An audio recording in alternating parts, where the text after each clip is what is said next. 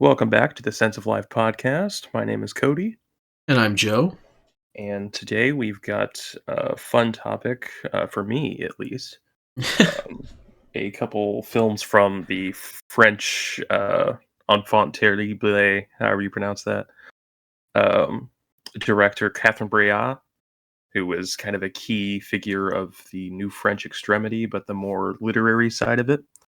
Mhm. We've talked about a more genre side of it with Trouble Every Day on the Vincent Gallo episode we did. Um, but the movies are Romance from 1999 and Fat Girl from 2001. Some pretty crazy movies, but first we wanted to do something a little different today and spend a little bit of time shooting the shit about some things we watched this week that were not related to the show. Um, do you want to start this, or do you want me to start?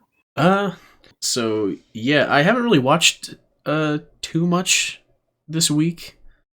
Sure. Um I did end up watching Galaxy Quest after I had mentioned it yesterday that I wanted to watch it. And Oh yeah. it was really funny. I haven't seen it. Is that the one with Tim Allen? Yeah, it's Tim Allen and Sigourney Weaver and Alan Rickman, and they play these people who were the stars of a like Star Trek style show, and they're contacted by real aliens that have been watching their broadcasts and modeling their civilization off of their TV show. And Oh they yeah. think that it's real. They think it's historical documents, and they need their help to deal with this alien threat. And Sure. Yeah. it's kind of great because as the movie goes on and they're dealing with the threats that they're facing, for real, they're drawing on how they handled it as actors. And it's like they don't know the technical parts of being like a Starfleet captain or whatever, or like a crewman on a ship, but they, through playing the characters, they have like the spirit necessary to be that kind of person. And it's actually like a really cool uh kind of culmination of that at the end of the movie. Yeah. Does it like register as parody in any way, or does uh it? well, I think it is parody in a sense, but like it's not parodying anything direct. I guess it's directly parodying Star Trek because the show that it's based on, that they play in the movie, is very Star Trek like. um but uh I guess it's just, yeah, we'll say it's a parody, but not in like the more traditional sense. Sure. Yeah. You always hear that like the best parodies are like examples of the genre that they're parodying, rather than just being a parody. Right. Yeah, Um, they play like parodies of like the kinds of characters you would expect from like a sci-fi show with like, the daring captain and Sigourney Weaver's character. The joke is that her tits are always out. yeah. Okay. um, and and like by the end of the movie, they're out, and she's fine with it. It's pretty funny. they, they got that Sigourney fever, dude. I know I did. Cer- Certainly not having it. Yeah. How do you think it compares to something like Starship Troopers? Uh, I think it's a very different kind of movie because like Okay. Starship Troopers is like an adaptation of source material that doesn't take the source material seriously. So you've got Yeah. Right. like, it's still set within the universe, but like it's the Verhoeven parody version of that universe. I don't think like RoboCop had. Did RoboCop have source material that it was drawing from, or was that like an original thing that he I just think it made was like wacky? a. I think it was a script that was like written on spec or something. Okay, yeah. Um, I think I haven't seen too many Paul Verhoeven movies, but the ones that I have seen, RoboCop and Starship Troopers, both feel very similar in their kind of execution of their parody. Yeah. Um, Right. Um, yeah. in regards to parody, there was a whole discussion on the TL, not to turn this into a talk about Twitter show, but the discussion about Alan Moore and Watchmen, Oh, um, with the character of Rorschach. And I think this is kind of a perfect example of what happens when you try to parody something that you don't understand, or you right? are willfully trying to not understand and trying to obfuscate it. Yeah. But it was in that kind of banger tweet that I sent out of Yeah, this is an anti-Alan Moore uh, episode of the podcast. yeah, we are coming out as an anti Alan Moore podcast. Yeah, I've it's I've read about half of the Watchmen comic. The movie's better. Just yeah. saying. Uh, I have to imagine he fucking hates the Zack Snyder movie. yeah. To be fair, I think he also hates the like libtard HBO version too. Mm. I So also think he doesn't like the V for Vendetta movie either. I think he just yeah, doesn't he like doesn't like adaptations adaptations of his of his stuff. stuff. Yeah, fair. I Which think there was an I can get, like, if people are yeah, altering right. your shit, but like I don't know. I'm in favor of the view, like, the author is the final authority of like what the correct interpretation of their art is. But like Yeah, once you then release that and you go, okay, well, this is what they're saying. This is the good person. This is the bad person. That's what it says about their values. Um, right. and then you say, well, hold on. This is what their values are, and they're saying this person is bad because they view this thing this way. Like, uh, that doesn't sound right when you apply it to reality. In Yeah, reality, this guy would clearly be the good guy. yeah. And there's no way to present that any other way. Even if you try to like galaxy brain leftist yourself into it, it's like no, he's clearly right, and Yeah, the only way you'd be able to reality do it shows is it. if you dishonestly present the character. But the thing is that, Well, like, Alan Moore is like, for all of his faults, he is honest in his portrayal, and that's what betrays him. Is yeah, that his honesty in the portrayal of the character resulted in, as your tweet put it, it's a roundabout way of reality, of your art still conforming to reality, yeah. It's against the your interests. I think it's the ultimate problem of parody as or like quote unquote satire Yeah, as a form is that like if your satire or parody is trying to create an image of something that doesn't conform with reality, it just doesn't work. So like even if we consider Rorschach Alan Moore's character, it's really a parody of the Steve Ditko character, which yeah. is The uh, question and ultimate the question in Mr. A, yeah, and ultimately making it kind of like an Ayn Rand character. So he attempts to present this objectivist Avenger hero as this tyrannical madman, but reality bears out differently. And it's an interesting thing. It's kind of like a an integration to use yeah. objectivist vocab. I'm trying to find your exact wording in um Yeah, the tweet, because and you had oh, it's too said far away from me. um oh shit, let me. You said, if you get in the ring with Ayn Rand to fight about the nature of reality, you will lose, and your work will conform with reality regardless of your intentions. And Yeah, that kind of did a few numbers. yeah, yeah. I think And the top yes Chad meme tweet did more.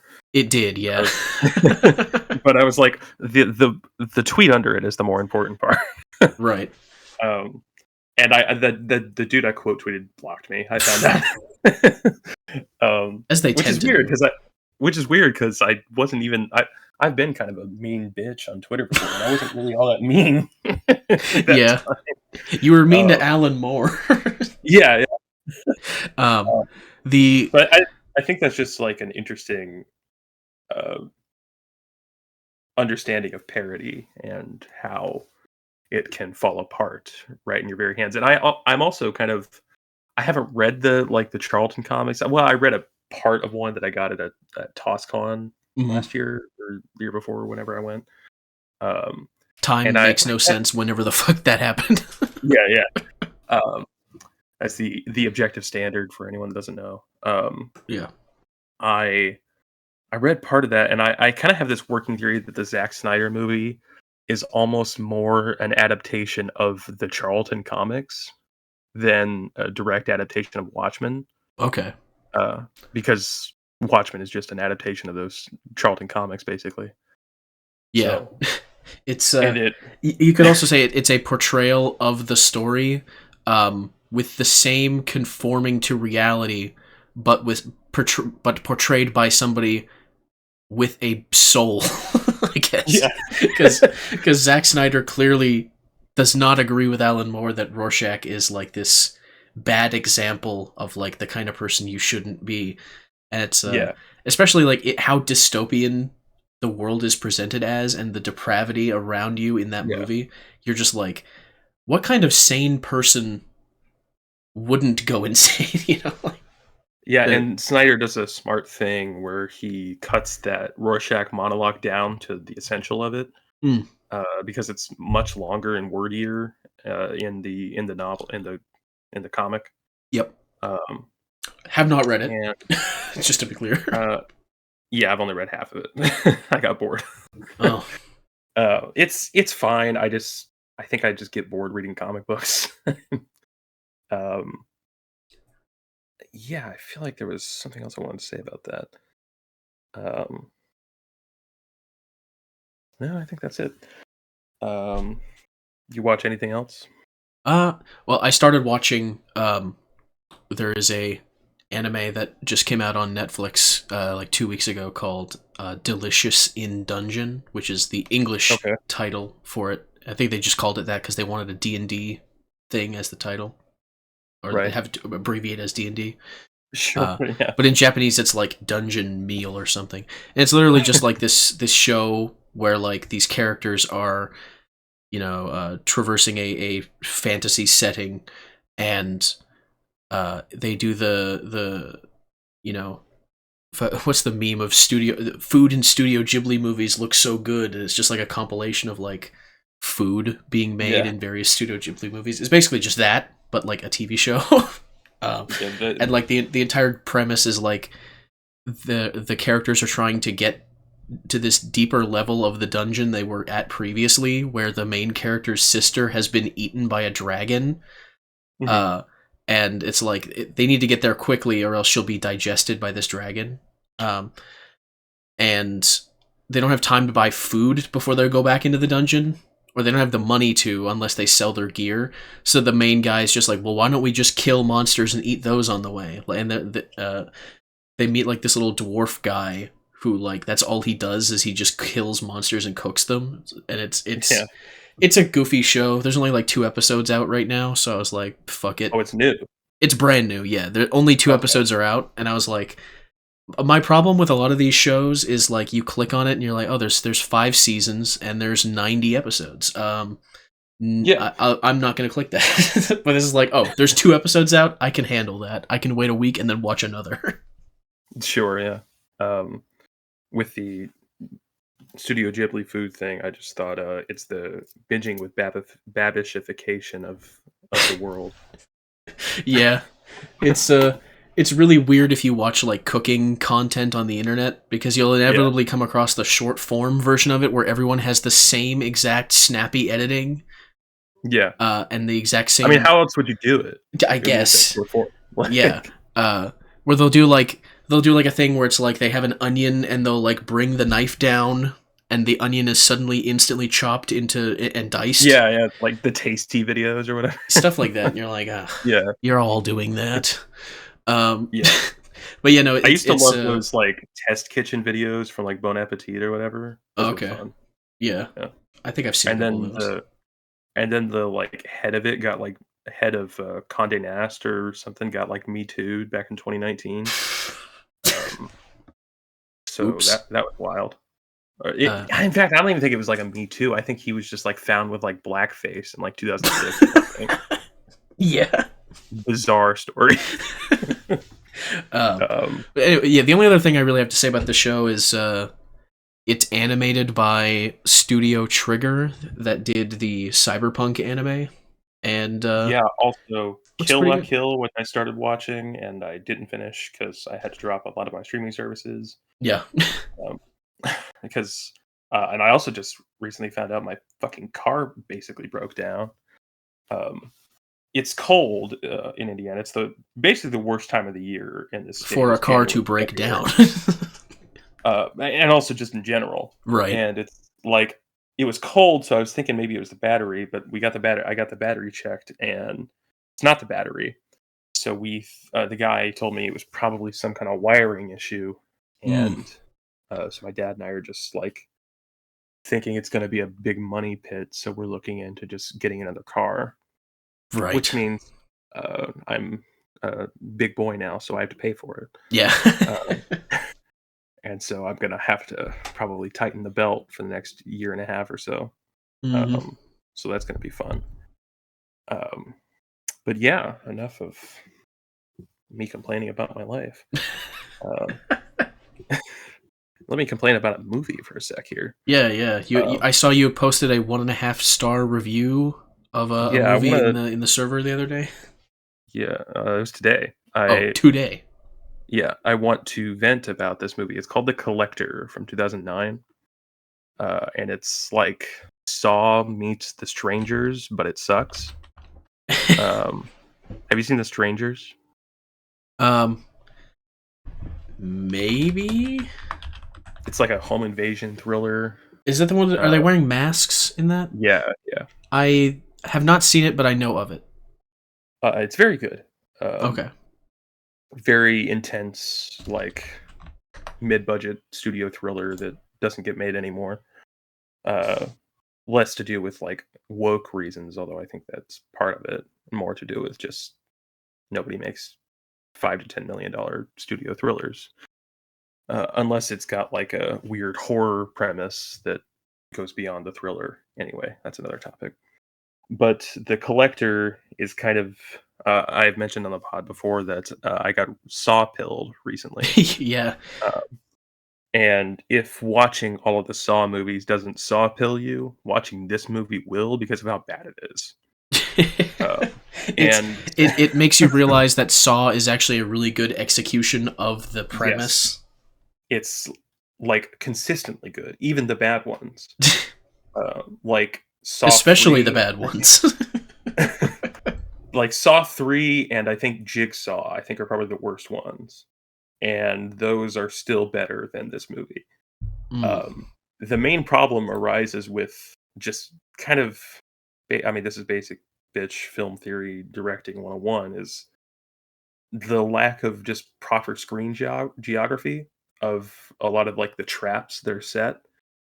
So you don't really see the mechanism of how the trap works and what it does, and yeah. also there's no like thematic through line for like the punishment that's going through. That's one of the great like um, fairy tale aspects of Saw is all of these punishments have a very clear It, line that is shown yeah, even through the the ones that are character like development. cutaway ones that don't Yeah, really have anything to do with the main plot, you know within like 2 minutes of the thing starting, why what the stakes are and why they're yeah, there. yeah. And this movie does none of that. Right. It's really shoddily edited, and there's some like sexy, snazzy shots that are just kind of thrown in out of Mm, nowhere yeah. and doesn't really mean anything. So yeah, you just kind of really appreciate the craftsmanship of like Saw 6 or Yeah. something. Like, Even outside of like I know some of the earlier Saw movies have like a music video style thing going yeah, on like with some Saw of their 2, like yeah. trap introductions where they'll show like the whole geography of the area, like Yeah, the where he entire does like trap. the 360 thing, the Darren Bousman thing. Yeah. Um, but like even outside of that, I don't think there's ever been a moment in a Saw movie where a trap has been confusing to me, where you're like, Yeah, where is everybody? It's pretty yeah, clear, and I guess I don't know how big of a compliment that is, where it's just like I know where everything is, but it seems to be the case now where a lot of like especially action movies are essentially just like a barren landscape uh, mhm, with characters fighting in it, and yeah, like they will cut between characters fighting things, and you have no idea where they are in relation to each other. and you're Yeah. like, oh, this sucks. This is awful.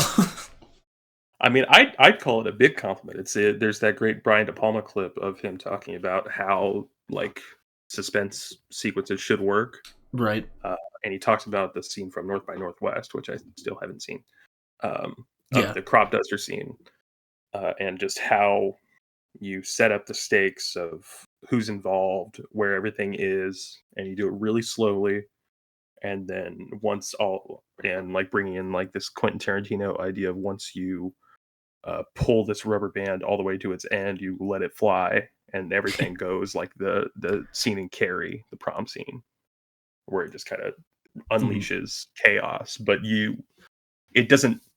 It looks like chaos, but like subconsciously you don't feel the chaos. But in a movie like The Collector, you feel the chaos because you weren't subconsciously prepped for all the geographic and geometric location of everything that's happening. Yeah, I suppose it's an understated compliment, Yeah, just yeah, by the fact that when it's done correctly, most people aren't going to notice it.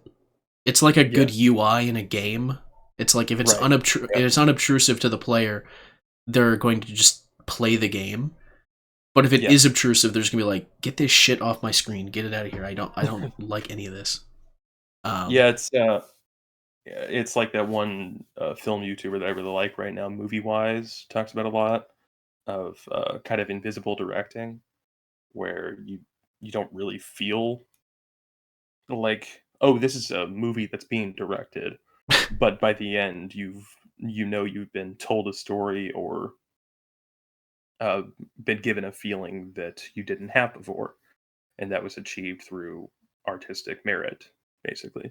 yeah, Um, so it's as instructive as masterpieces are on great filmmaking, so are fucking duds.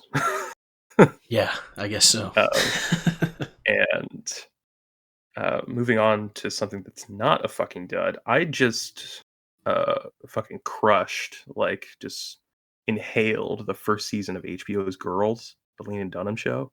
Yeah. Amazing.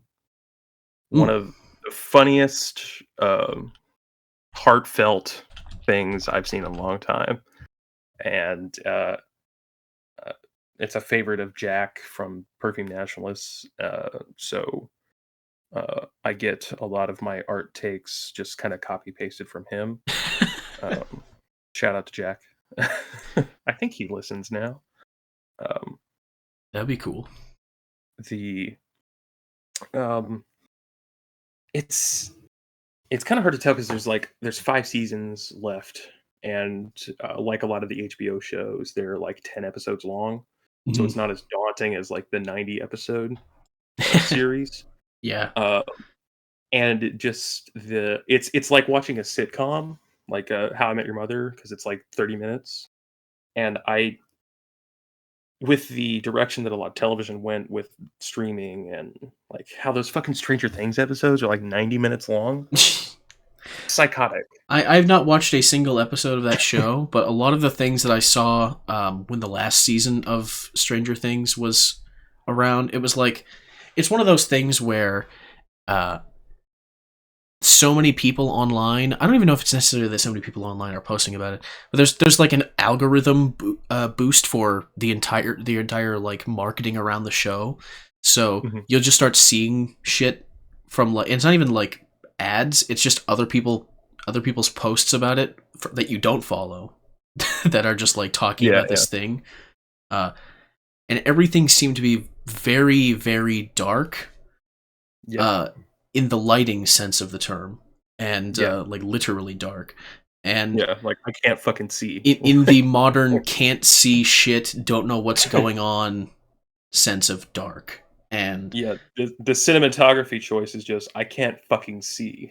that'd be Guys, it's great. night. I can't see anything. This is Yeah, art. that's another thing that's kind of simple because like obviously in real Yeah, life when you experience darkness you can't see shit. yeah, But when you're playing like a video game or like watching a movie or something and the scene is dark but you are still meant to visually it is still meant to visually communicate the location of things to you. Right. You can't just dim everything and just expect us to know what's going on. Uh, you need that unrealism of the fake lights to light the scene in a way where it still gives off the illusion that it's dark, but you can still see Right. things. It's very Yeah. basic criticism, I know, but like, there's so many movies made now where it's dark and you just don't know what the fuck's going on. Yeah, I think the most famous one was, like, Solo. I don't know if you remember watching that, but, I mean, there are scenes with it where it's like, I don't know what's going on, and I don't know why I don't know what's going on. And Yeah, I said that was in theaters when I saw it. Um, and but also, like, darkness is a useful tool when, deployed properly, like anything else. yeah, There's the great, like, um, hook scene in, Texas Chainsaw Massacre where it feels, like, super violent, but you don't really see anything. because of the darkness. Um, yeah. Or, like, how we talked about with, like, the Lubitsch films where you have this, like, visual storytelling by, negation. I can't remember what the word I used was, but you see the opposite of what you think you should see, Mhm. but you get all of the information you need from, like, sound design and, emotional, resonance of, like, the montage of scenes, like the Eisenstein concept. Yeah, Uh, I think there's a very big difference between all of the technical side of making something appear dark and using darkness effectively, and what is essentially the equivalent of opening up a video game and then lowering the gamma all the way to as low as it can possibly go, and then acting as if the yeah, scene is now dark when all you've done is just make visibility low. yeah. You're just like, Yeah. great, thanks. This the scene's not dark, I can't see. And it's like, well, it's like real life, but it's like, I'm not watching real life, I'm watching a movie. What are you guys doing? Yeah, if you want me to know what's going on in your movie, then you should show me. Yeah, If you want me to care uh, about wanting to see what's in your movie, you should also make it look interesting too. So, right, like, exactly. And Girls, it's, wonderfully written, beautifully directed. I think most of them are directed by Lena Dunham herself, and she stars in it as well. okay, It's I mean, it's like an epic Woody Allen film, which, okay, to some people might turn them off, because taking a Woody Allen film to, like, 3 hours long would be interesting. Um, but it works here, and you can tell it's like like a single camera show rather than, like, the multicam, sitcom thing. mm, Uh, I I, I was reminded of the pleasure of 30-minute television when I was watching Barry when it was coming out. I kinda fell off of it. I think I'm gonna go ahead and finish the last season here soon, but yeah. that show also has shorter episodes. Yeah, 30 minutes. Oh, Yeah. hell yeah! I might actually watch Barry then. Yeah, I've heard good it's, things. I've heard uh that his like portrayal of the character is really fucking good. yeah, yeah, Um, there's some really, really, like, scary shit in that show. yeah, Um, it's funny in some it's billed as, like, a black comedy, but I just view it as, like, a hitman crime show, really. yeah. Um, so the humor doesn't really register with me, but the crime stuff does. Um, but yeah, watch Girls, it's fantastic. I'm on the 2nd season now, I just finished the 1st episode. Um, I haven't binged a show in a while. It's occasionally really fun. Um, and the last thing, I probably won't spend too much time on this, but another new French extremity movie that I watched right after we watched Fat Girl, Yeah. um, because I was staying up late. It's called Pola X from 1999, I want to say. Um, and it's directed by Elias Carax, I think is how you pronounce his name. Um, he had a movie come out a couple years ago called Annette with Adam Driver, who's also in Girls. Um, that was like a musical. I saw in the theaters, thought it was okay. Um, and this movie is also pretty good. I wasn't like floored by it, but I also just kind of had it on in the background and was kind of half paying attention to it. Yeah. Um, Catherine Deneuve is in it, and her tits are out at some point, so that's cool. Um, Hell yeah. it's based on a Herman Melville novel, not Moby Dick, another one.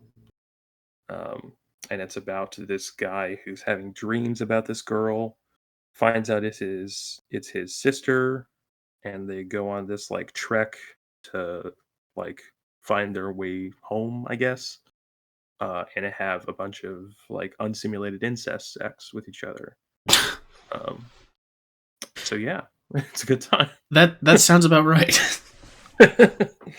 um, it stars Gerard Depardieu's younger brother, Yeah. um, Guillerme, a weird fucking French name. Um, Depardieu. Um, it's it's an interesting movie. I don't know if it's like a lost masterpiece or anything, but I enjoyed watching it. There's a terrorism subplot that's pretty funny. Um, they're like these like IRA type eco terrorists that they get involved with and I then see. have to leave or something. Right. The other two movies we watched also had interesting like subplots near the end. I guess Right. they weren't really subplots. They were just like a dramatic turn at the Yeah. last second. You're like, what? Yeah. Uh, Um, well, with that note, I think we'll move on to the y- actual topic of today. yeah. We're 30 minutes in, Yeah. and we'll get to the actual topic. Um, Yeah. Yeah. Going forward, I do want to still keep doing the like, oh, this just a tangent about this is something else that I watched this week. Not really dedicating a full attempt at 30 minutes talking about it. Sure. Um, Sure. This is just yeah, how it so worked out this time. I guess this is just the test run of this idea. Don't Yeah. expect it to be like a 30-minute segment every time. I mean, it Yeah. might sometimes. I don't know. It, yeah. Uh, I wasn't even planning on it being 30 minutes. yeah, Just kind of how it worked out. it just kept going. Um, Catherine Breillat is a French filmmaker and novelist. Um, I guess she's a professor of quote auteur cinema at the European Graduate School, which is kind of cool. Um, I won't go too much into her directly, but I think a lot of people talk about her films as kind of being variations on the same theme, um, I got that which feeling. is a female character that undergoes some kind of transformation through their own reckoning with sexual desire and what it means to them. I think some people interpret it as kind of like a feminist tale a lot of times. Hmm. I I am less convinced of that. I think at least like feminism as like a the ideological version that we recognize today.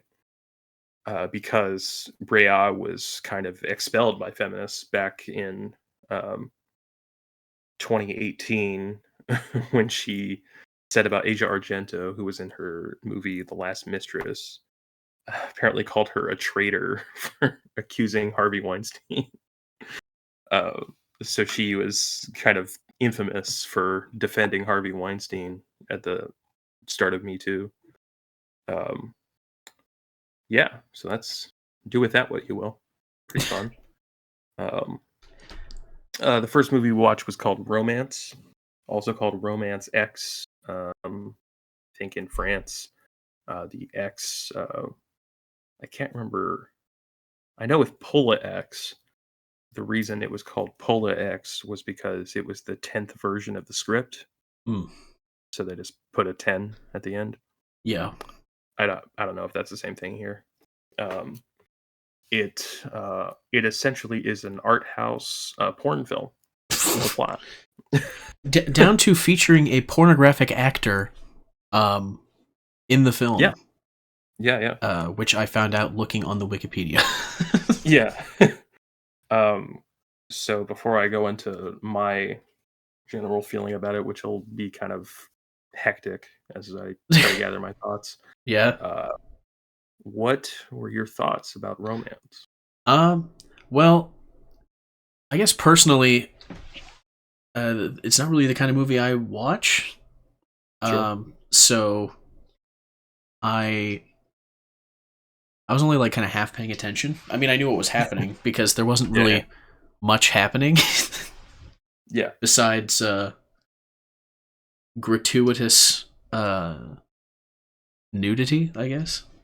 Yeah. What do you And think the anti-sex scene people would think of this movie? um, they would have a really hard time finding a plot to say that the sex scenes are irrelevant too. Yeah, Um, avid film buff would have a problem with God, don't name drop Avid Film Buff on the podcast. Oh, Love he you, doesn't Avid. Love listen. you, Avid. You're fine, man. Uh, yeah, it's I think famous Seamus is for also in agreement with Avid as far as the sex scene in movies point. So sure. Yeah, just so that Avid's not alone in that camp as our example. yeah, yeah, We love Seamus too, yeah. and Very famous. yeah, yeah, yeah. You'd have trouble finding a plot that doesn't relate to the sex scenes because it's the story it's telling is about what that means to the character.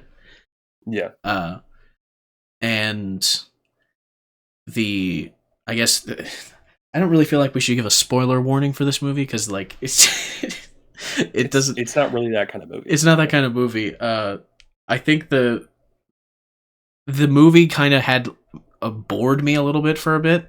Yeah, But by the end of the movie, um, the lead character has become impregnated by her boyfriend or whatever, mhm, um, and she doesn't like him, and right. that's Yeah, why she's gone off and done all this other other sexual stuff with these other people throughout yeah, the movie. yeah, Uh, and as she is going to the hospital, she turns the gas on in their apartment and just leaves right. Yeah, while he's yep. sleeping.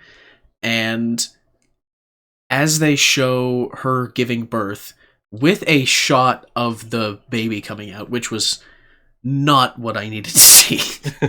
It took me Yeah, right back to like 11th grade yeah. when we had to watch like an actual clip, and I was just like, I'm not enjoying this at all.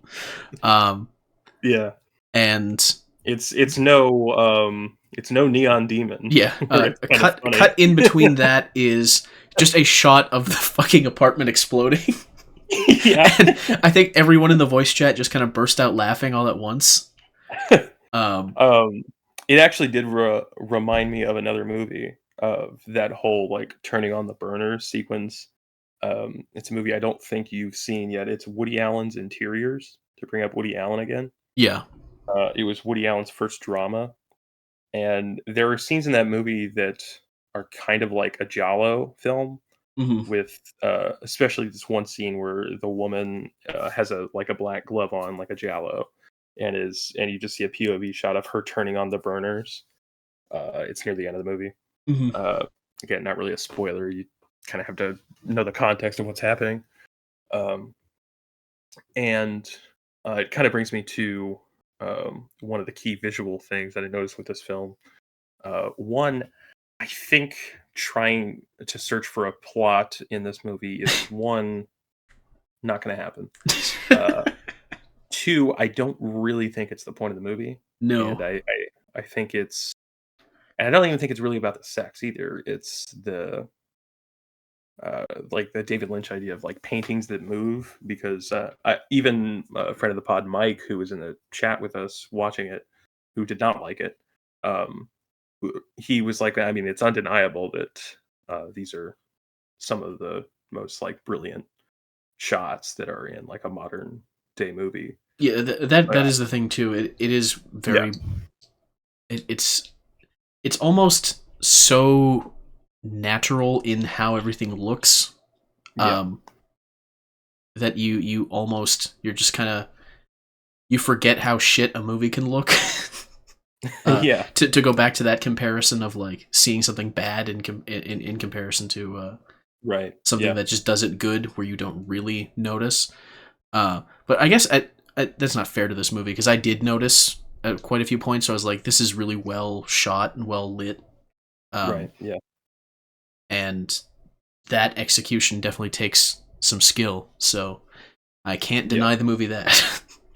Yeah. And there are scenes in it where she's like running through like the French Riviera into like the shopping center and stuff that reminded me of uh like the Argento Giallos, particularly Deep Red. I don't know if you've seen that movie. I Um have not. it um and a bit of Suspiria as well. Just the geometry of like the architecture. Friend of the pod, Seamus, who we mentioned earlier, could probably give us some takes on that. Right. Um, the it there's a very giallo feel to it, and it really had me thinking. There's this book I bought recently called The Story of O, which is like a very like classic erotic romance novel.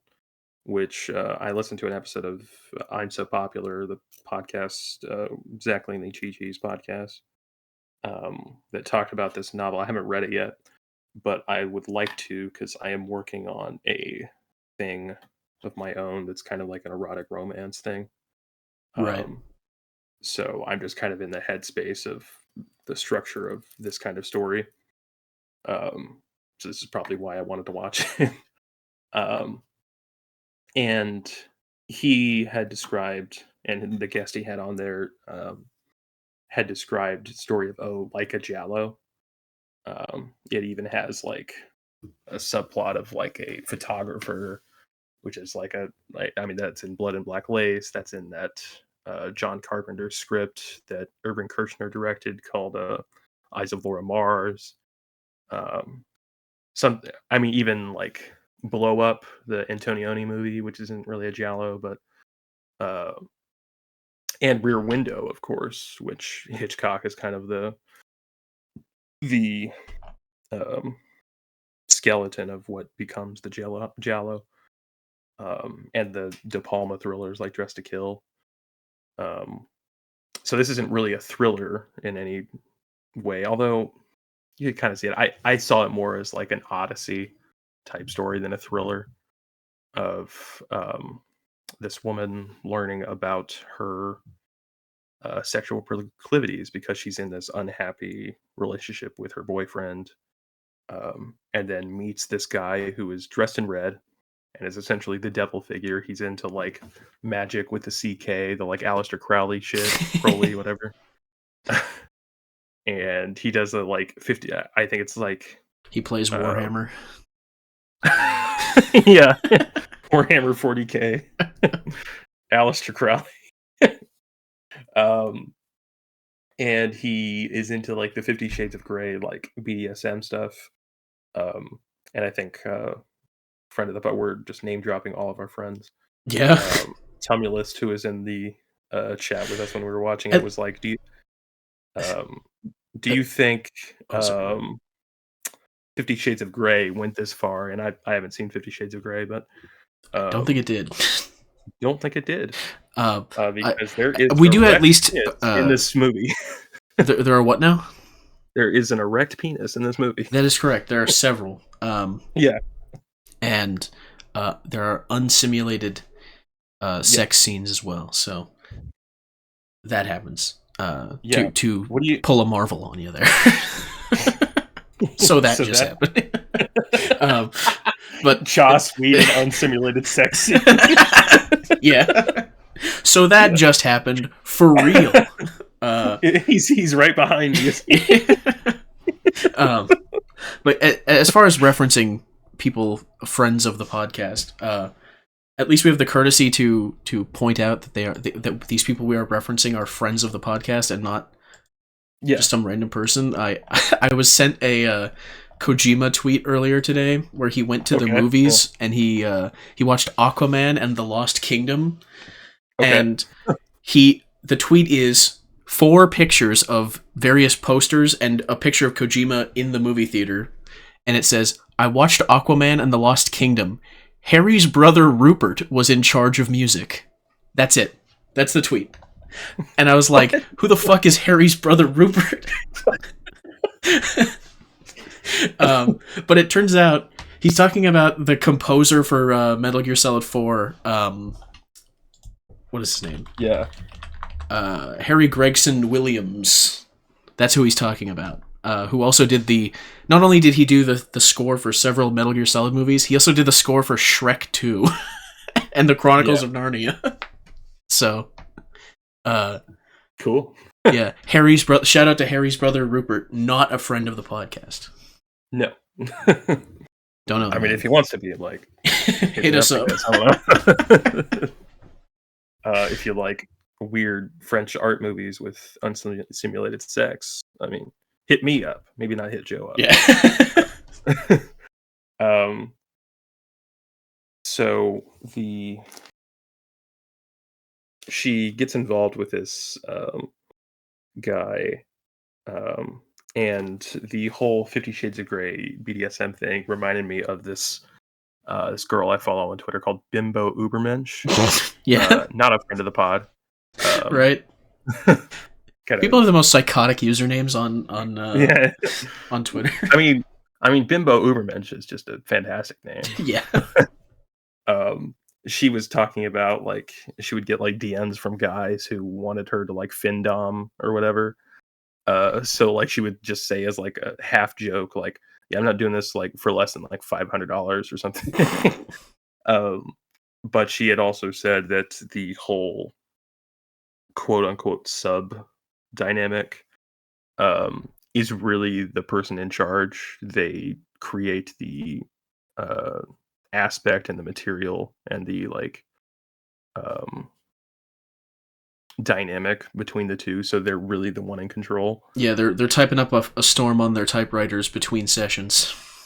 Yeah, coming up with all the scenarios. And the BDSM thing is kind of where the whole like language of consent about sex comes from. It's like it's very like contractual and has like a kind of sadomasochistic vibe to it. Yet it is like the dominant form of discussing sex now, which is kind of ironic. And there's this whole it's a little confusing in the movie of like what this like devil character is supposed to symbolize in the end. Because on one level it kind of symbolizes her like sexual freedom, and on another level it's like she's just back within this like loop of like trying to get a man to do for her what she wants him to do, which she's not getting from her boyfriend. And then it's like occasionally happening here and there. Not only that, but in the end, he also is the one that stays with her. He's there with her when she has the baby. So I guess that was bizarre. Yeah, I was like, I guess they're. I mean, I guess the dad is dead at that point. So. Yeah, or is about to be blown to pieces by a gas fire. Explosion. And there's a lot of like kind of like striking scenes of like her and the like weird porno harness where she's like gagged and whatnot. Interesting stuff. Not I guess not for the faint of heart, but also, I mean, it's stuff that's on Pornhub and Reddit and Twitter right now. So like, whatever. Yeah. I remember finding the scene where she is first having sex with the Fernando, I think was his name, or that was Fat Girl. That was a character in the other movie. Yeah, I don't know what that guy's name was. The Italian porn star or whatever that was in the movie, I think. Mm-hmm. Was the guy you were talking about. And she is like complaining about guys that can't get hard or whatever. And all of this while there's this like really good looking French Italian man that's just like hung rock hard the whole time when she's complaining. It's right. just the f uh, ever-present inability to be content with what you have, and I guess the whole idea of desire and this type of story is about not being content with what you have and then finding yourself in a spiral to hell and then getting back out of it. That's kind of like what I get out of this movie, I think. Yeah, I guess to kind of bridge these two movies a bit, um, both of them have a section on their Wikipedia about being banned in particular parts of Canada, Yeah, briefly, or I guess for this movie, particularly in Alberta and the Maritimes, which the Maritimes, that is the East Coast provinces of Canada. That's where I'm at. yeah. The sexuality was seen as gratuitous to the film, and it was given an Mhm. A rating and a triple X Yeah, rating in those regions. yeah. So, shout I out to that. know. Yeah, shout out to that. Um, I know David Cronenberg taught. I remember there was this interview that David Cronenberg gave about the American film industry versus the Canadian film industry, and he would say that um, at the time that while in Canada he specifically was able to do a lot, um, the problem was that if he if he made a movie that didn't pass the ratings board in Canada, that movie wasn't coming out. Um, and if it didn't pass the ratings board in America, it would just be released with the next rating and just wouldn't go to theaters, but it would still be released. And Right. maybe they'd show it in like porn theaters or like drive-ins or something. Um, so there's an interesting like dichotomy between America and Canada of like Canada producing the maybe more artistically interesting, although not entirely, it's really just David Cronenberg, um, filmmaker, but America being the place where he becomes who he is, uh, which isn't really related to Fat Girl because she's really only in France, and I think she's done like one or two American movies, but I don't know for sure. Um, Fat Girl is about a fat girl. Um, That is correct. the French title was Amasour, to my sister. Um, Released in English-speaking countries with alternative titles For My Sister and, this is amazing, Story of a Whale. Shout out to Brendan Fraser. Yeah, shout out to Brendan, not friend of the pod, Not Brendan friend of the Fraser. pod. Brendan Um, Fraser. yeah, I think we were watching it, and you had said that an alternate title for this movie was "Story of the Whale" or "Story of a Whale," rather. Yeah, Um, yeah. I had made the joke about that one single piece of promotional image that they had for the whale, where it's just like an airbrushed, like yassified fat Brendan Fraser.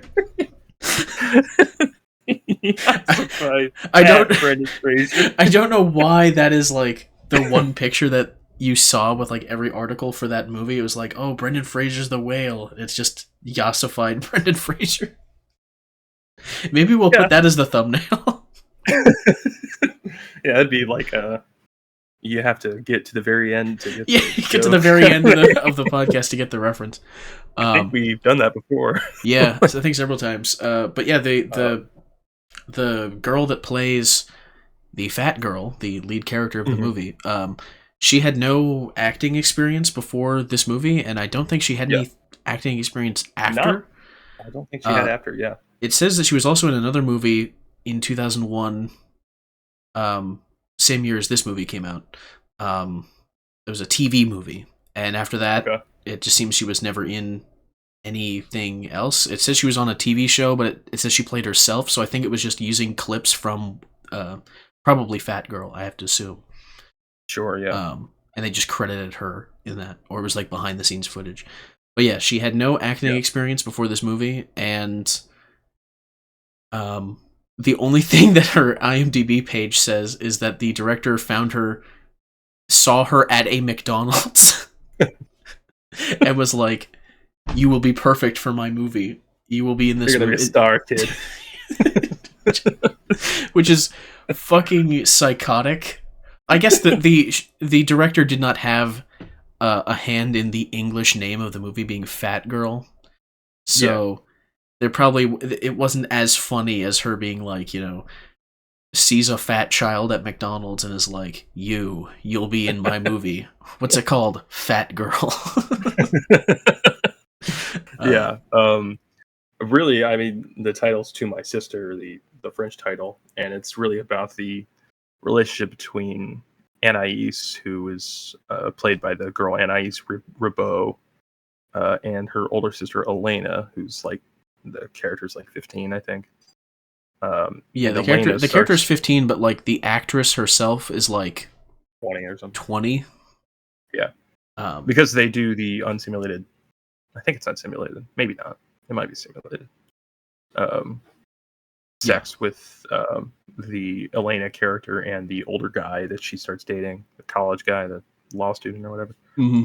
Um, and the movie is mostly about Anais being a fat girl and Being annoyed jealous. and being jealous of her thin, attractive older sister having this like sexual relationship with this guy, Yeah. and the there's a lot of like that great composition of shots that's present in romance, especially I think at the opening parts of this movie. There was some really striking images I noticed. Right. Um, Yeah, there was a couple parts that I thought were just as their own isolated scenes. They were like, this is kind of like a nice vibe to it. The yeah, when they're driving around in the guy's car and she's like the third wheel in the back seat sitting there and yeah, the yeah, the camera's mounted to like the trunk of the car as they're just driving around. yeah, Um, I had said it when we were watching it. It's a simple thing, but like just having a camera attached to a vehicle as it's driving around, that is cinema. right, yeah, exactly. I think overall, and I don't know what you think about this. I think this one is kind of the more cohesive movie than the first one. I would say so. Yeah. Yeah, The uh, the actual like kind of rivalry, but like coming together of yeah, the sisters, was hmm a pretty compelling plot point. yeah, By the end, where they're laying together and they're talking about their past, and hmm uh, how um, like the older sister would like roll her around in like some fucking cart or whatever when she was like a little kid and she hated it or something, and they're just like laughing together. right, Uh, yeah, I guess that was like a wholesome moment. yeah. Um, Like there's this uh, great kind of pathos you get from the different ends of this kind of sister relationship. Of like one moment she's like chastising her for overeating and being fat, and the next moment she's like really sweet to her and is her older sister, and uh, that's probably it was quite the I from my understanding is this the whole production of this film was quite difficult for Catherine Breillat. They mention in the Wikipedia a couple versions of a couple different stories here. The one of the I can't remember which sex scene it is. I think it might be the middle one with the guy and Elena, but it could also be the rape scene at the end. I don't know. I think it's the one with Elena though, yeah, um, where the two actors just fucking hated each other for some reason, and they just didn't get along. So she made an entire another movie that came out the next year called Sex is Comedy, which is about shooting this sex scene. right. And I think the girl that plays Elena reprises her role Oh, as herself, basically. right.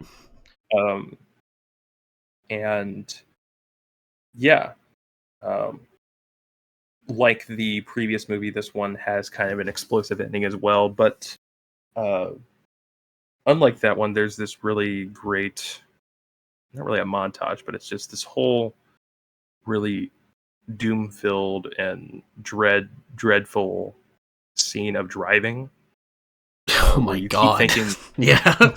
yeah, where you keep thinking they're going to get in a wreck and all die. Yeah, there's like these huge like transport trucks like in front of and Yeah, beside them and behind them, and they're like driving into the night, and yeah, it's the most ominous, like, there's going to be a car crash scene, yeah, but then there isn't a car crash. yeah. The Just the car way crash that it's never framed, comes. you're definitely expecting it. And I Yeah, don't even necessarily and think even the it was because the last movie that we watched the day before had an explosive, like, crazy ending. I think it was just yeah, legitimately shot in a way where you are yeah, yeah, expected to definitely. anticipate something horrible happening. Not even just shot. There is this thing with the sound design of like the sound of the cars whizzing by Yeah. and speeding up and slowing down. It's something to bring Barry back into it. I noticed there's a scene in Barry where he's on a motorcycle and is trying to get on the freeway, and it's like super intense and really kind of a similar concept of like the sound design of cars moving, um, which is actually quite scary. Especially like I remember when I first started driving, that the whole idea of like merging onto like the interstate was like a horror film. Yeah, I mean, And vehicles are just weird. yeah, Like, we're just, not to get Reddit on you, but like, yeah, we're apes that strap ourselves into boxes that self propel themselves at high speeds and fucking yeah, crash into shit, and we just yeah, get yeah, mangled. Like, it's yeah. it's insane. There's like an Gotta do inherent what you gotta absurdity do. to vehicles.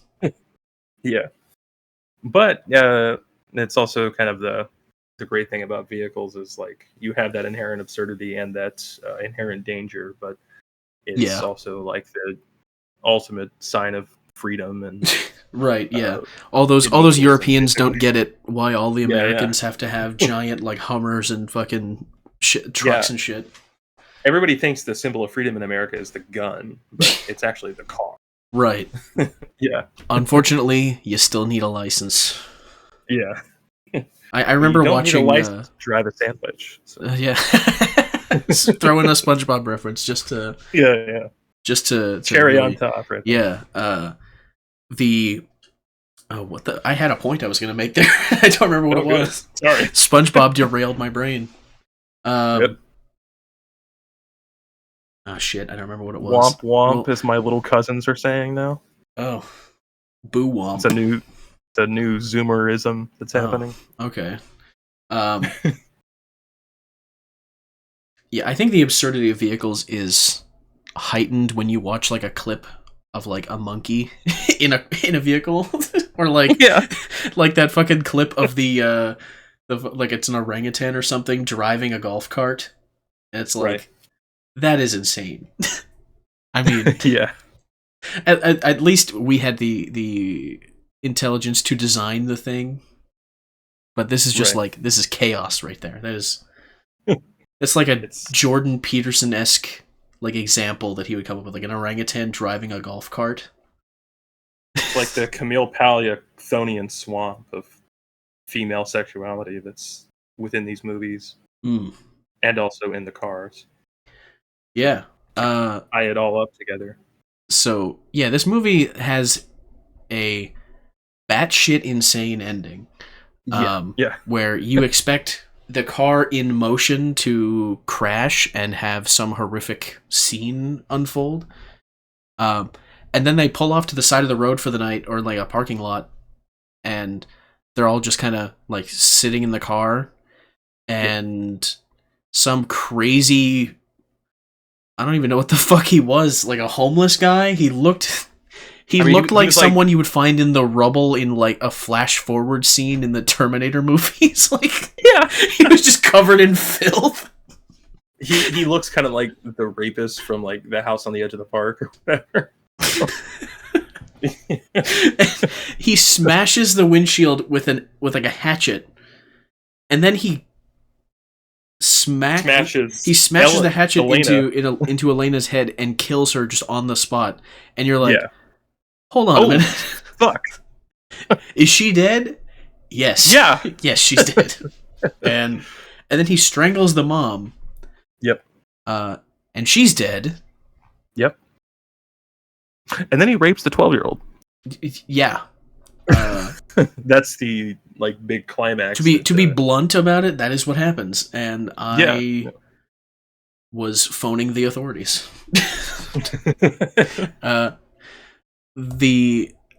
This movie was in 2001 when this movie came out. It was actually banned in the province of Ontario in Canada. So that's the connection between these two movies, besides both being directed by the same person, is that they were also either highly rated or just outright banned in parts of Canada. And I guess the ban was rescinded in 2003. But yeah, no, the what a shocking ending. And it wasn't it wasn't funny shocking like the last time. I was waiting for something funny shocking, but this was just like, I don't feel good. Like, this is bad. Take a shower. This is horrible. This has more of the violent end of the New French Extremity. I like we didn't care that man, that innocent man that just didn't want to have sex, got blown up. We thought it was funny. But this, to be fair, this was shot in a much more horrific way. Right. Yeah. So yeah, that's kind of that movie. I don't really have much to say about that.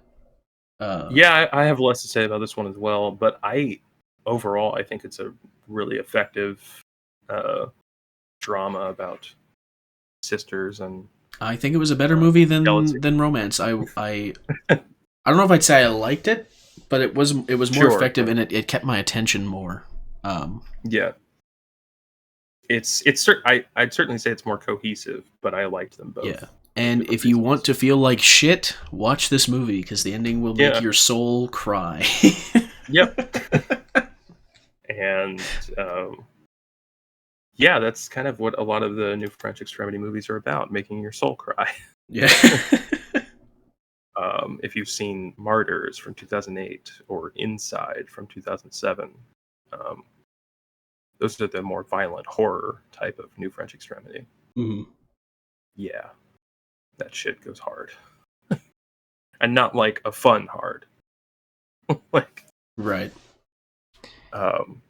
It doesn't go hard in the hell yeah sense of the word. It goes hard in the I want to die sense of the word. But I find that approaching the abyss and finding meaning in that, being confronted with the most depraved shit that human beings can inflict on each other, I find it in kind of an inverse way a life-affirming thing. Like, I think most horror really is, at least in like the classical sense. Maybe that's just me. Yeah, I don't know. The movie isn't a horror movie, but like the horror of the final scene is just like so intense that it becomes one. And it almost kind of reminds me, this is a completely different kind of movie, I guess, but has the same kind of like wholesome upbeat moments, and then it just tears it all away. Is Rainy Dog by by Takashi Miike, one of his earlier films, part of the Black Society trilogy. I have that Arrow DVD of all three of those. I still need to watch that. We could honestly do the Black Society trilogy just as an episode. That would be really cool. But yeah, Rainy Dog. The ending of that really made me sad. Just not gonna get into it, but yeah, that movie made me sad. So yeah, do we have anything else to say about these movies? Or I don't think so. Romance is on Tubi, and Fat Girl is on Max, formerly known as HBO Max, if you're interested. Yeah, we we were trying to figure out what we were going to watch this week, Not that we don't Yeah. have like episode ideas planned in advance, but there was like we had an episode where we were gonna watch like 2 Arnold Schwarzenegger movies, and it's like we're gonna push that forward.